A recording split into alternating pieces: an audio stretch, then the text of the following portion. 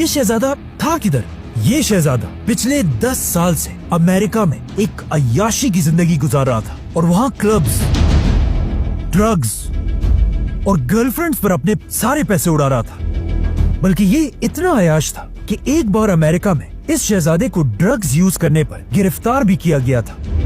मतलब 10 साल तक इसको अपने भाई के मरने की कोई परवाह नहीं थी। फैसल पर हमले से कुछ ही अरसा पहले ये अमेरिका से वापस सऊदी आया। आज दुनिया के बहुत सारे लोग समझते हैं कि फैसल को किसी बदले की वजह से नहीं बल्कि अमेरिका और इजराइल पर पाबंदी की वजह से मारा गया था। क्योंकि अगर देखा जाए फैसल के मरते ही सबसे बड़ा फायदा अमेरिका और इजराइल को ही हुआ था, क्योंकि फैसल की शहादत के फौरन बाद इजराइल और अरबों ने दोस्ती का हाथ मिलाया और सारे अरब कंट्रीज आहिस्ता आहिस्ता इजराइल को एक्सेप्ट करने लगे। और फैसल के बाद आज तक किसी भी सऊदी बादशाह ने दोबारा अमेरिका के सामने सर उठाने की हिम्मत भी नहीं की। फैसल की शहादत के कुछ ही घंटों बाद सऊदी खानदान ने अपना नया बादशाह सेलेक्ट किया, किंग खालिद बिन अब्दुल अजीज, जिसने आते ही हुक्म दिया कि फैसल पर हमले करने वाले शहजादे का सबके सामने सर काट दिया जाए। लेकिन नए बादशाह के आते ही मुसलमानों की तारीख का सबसे खतरनाक वाकया पेश आया,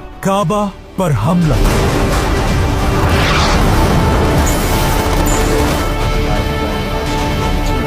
सब्सक्राइब।